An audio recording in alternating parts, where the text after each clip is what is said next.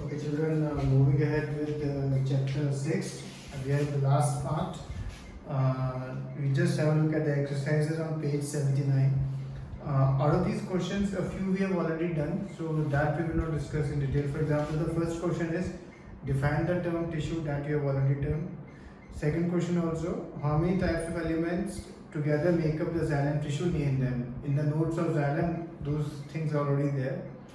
Question number 3, how are simple tissues different from complex tissues in plants? This I want you to write notes you have, from that you just choose the point. How is simple tissue different from complex tissue? Similarly, question number 4 also, differentiate between parenchyma, collenchyma and sclerenchyma on the basis of their cell wall. Okay, I want you to search for this question and just write it, okay, and then send it to me. If I find that there is something missing in your answer, then I will send you the correct solution. Okay. What are functions of stomata? That also is very clearly given, so write it from there. Now question number 6 is diagrammatically show the differences between the three types of muscle fibers. Right now I have sent you only one figure, which was that of a neuron, which you had to draw, which I had told you. There are other figures also in this. For example, there on page 79 there will be a section of phloem and xylem. Now those figures I have not told you to draw as yet. The reason is because in some schools they give their own figures. So depending on what your school does, you have to do that. Now regarding this question, diagrammatically show the differences between the three types of muscle fibers. So basically on page 77 you have the muscle fibers and their pics. Okay, so these you have to draw. But again, as I said, if in your school they have given you some other diagrams, so you can draw that, and if they have not given, you can use these diagrams. Then what is the specific function of cardiac muscle? This also you can write it very clearly from that.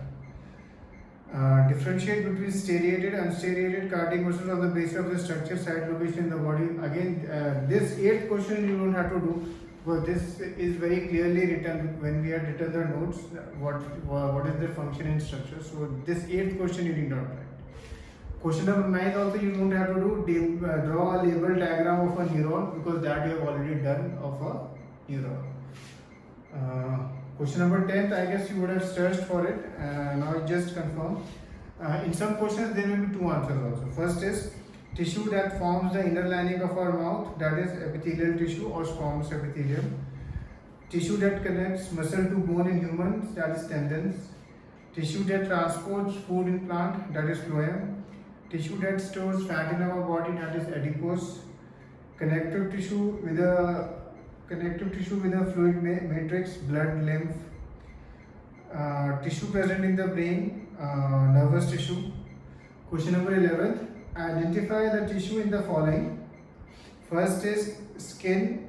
Skin is epithelial tissue. Next is bark of a tree, that is protective tissue. Then bone is again a connective tissue. Lining of kidney tubule, cuboidal epithelium.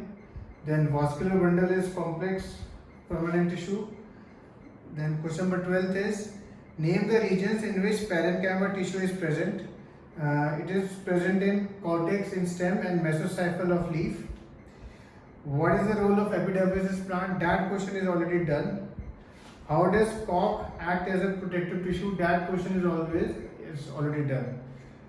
Question number 15, of course, you can easily complete, so you do that. Okay. So now these 1 to 15 questions, the questions which I have asked you to do, you start writing them and then send them to me.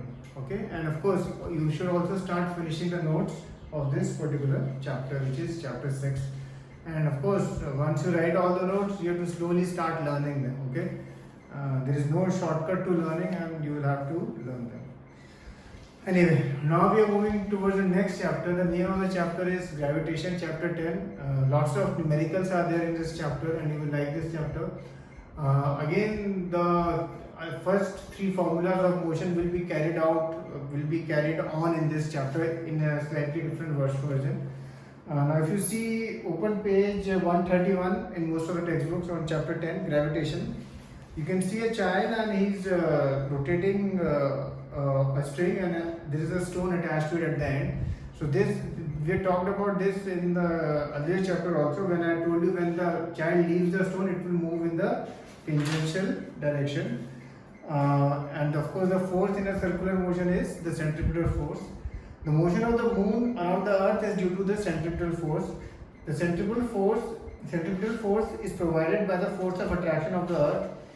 If there were no such force, the moon would pursue a uniform straight line motion. According to the third law of motion, it is seen that a falling apple is attracted towards the earth. Does the apple attract the earth? If so, we do not see earth moving towards an apple. Why? According to the third law of motion, apple does attract the earth, but according to the second law of motion, for a given force, acceleration is inversely proportional to the mass of an object. The mass of an apple is negligibly small compared to that of the earth, so we do not see earth moving towards the apple. In our solar system, all the planets go around the sun. But by arguing the same way, we can say there exists a force between the sun and the planets. From the above facts, Newton concluded that not only does the earth attract an apple and the moon, but all objects in the universe attract each other. He said all the objects in the universe attract each other. This force of attraction between objects is called gravitational force. And for finding this force, we have a formula. The formula is F is equal to G m1 m2 upon d square. G is the gravitational constant whose value is given to us. We can use it like this, 6.7 into 10 raised to minus 11. In many questions it is not given also, then you are supposed to remember it. M1 and M2 stands for mass. Okay, M1 and M2 stands for mass. That is generally given in kg. And D stands for distance. Distance, if it is given in kilometer, we always convert it to meter. Anyway. Now we will see the derivation of this formula. F is equal to G m1 m2 upon r square. In the book, this formula is written as G capital M small m upon d square. So both ways you can write it. So it does not matter. Okay, I have written m1 m2 so that you don't get confused. Now the universal law of gravitation. Every object in the universe attracts every other object with a force which is proportional to the product of their masses and inversely proportional to the square of the distance between them. The force is along the line joining the centers of the two objects. Now we will just see the derivation. Let two objects A and B of mass m and small m lie at a distance d from each other. Let the force of attraction between two objects be F. According to universal law of gravitation, the force between two objects is directly proportional to the product of their masses, that is F is proportional to big M into small m. And the force between the two objects is also inversely proportional to the square of the distance between them, then F is also proportional to 1 upon d square. By this we conclude F is proportional to this, F is also proportional to this, so F is proportional to this, where G is a constant of proportionality and is called the universal gravitational constant. By multiplying, cross multiplying, इसके बाद इसके यहाँ पे वो equal to लिखता है, यहाँ G लिख देता है, G is gravitational constant. Next step cross multiply करता है वो, तो F इंटू डी स्क्वायर, अब वो F इंटू डी स्क्वायर और ये यहाँ आता है, इससे वो फिर वो कैपिटल G की वैल्यू निकालता है. And if you see by substituting capital G value, he takes it at 6.673 into 10 raised to minus 11. But हम अपनी कैलकुलेशंस के लिए हम 6.7 लेते हैं, बिकॉज 6.673 अगर हम लेते हैं तो कैलकुलेशन करने में बहुत creates lots of problems. So we take 6.7 into 10 raised to minus 11. Now in this particular sum which come for in which this formula is used, you will realize it is very easy to substitute the values. In fact, it is, but generally this sum comes for 3 marks. So why this sum comes for 3 marks? For example, this sum is there, mass of earth is this, mass of moon is this, distance between them is this, find force. Now as you can see, the mass of earth यानी ये हम m1 ले लेते हैं, mass of moon यानी ये हम m2 ले लेते हैं, distance यानी d, ये आपका d हो गया, और इसको हम 3.84 into 10 raised to 8 लिखेंगे, 8 क्यों लिखेंगे, हमने इंटू 1000 किया क्योंकि किलोमीटर था तो इसको मीटर में किया, तो ये हमारा डी आ गया। अब बस इस जी आपको गिवन, अब बस इस फॉर्मूले में सब्स्टिट्यूट करना है। बट जब when you substitute in this formula you realise that this calculation is not easy. Okay, remember this calculation is not easy. So in fact जब भी एग्जाम में सम आता है, एक बार तो आएगा ये एग्जाम में, और नीचे डी का स्क्वायर है तो 3.84 इंटू 3.84 और सिमिलरली 10⁸ इंटू 10⁸, दो 10⁸ है। तो जब भी ये सब एग्जाम में आता है we always tell our students ये स्टेप तक आप सम को कर दो, उसके बाद finish everything else in the paper and then come back to this. Why? Because if you right now also at home, if you do this honestly, okay, without using the calculator, it will take you at least 5 to 10 to 15, depending which method you use, 10 to 15 minutes to finish the sum. A couple of tricks are there. One is, if possible, get rid of all the decimals, okay, and you can get rid of by many number of ways.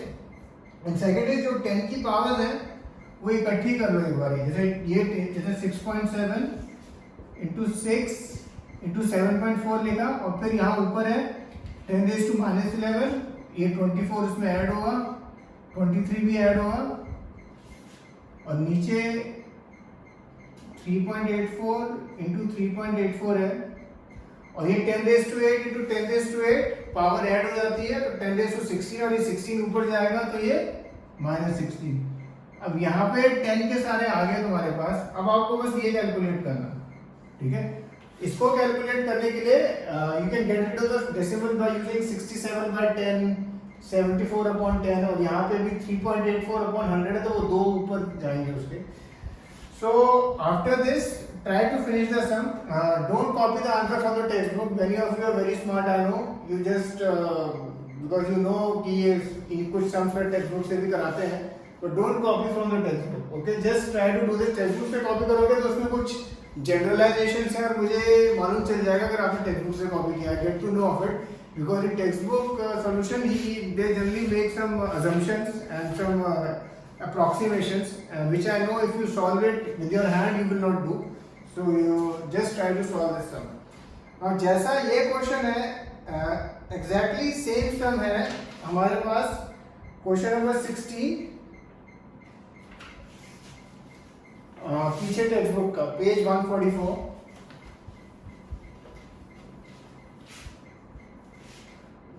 Question 16 अगर आप देखें, calculate the force of gravitation between earth and sun, mass of earth वो आप m1 ले सकते हो, mass of the सन भी दिया है वो आप m2 ले सकते हो, average distance between the two, और वो इसने ऑलरेडी मीटर में किया होगा तो आपको वो स्टेप भी नहीं करना, ठीक है। तो एक ये सम और कर देना, ओके, चीयर्स।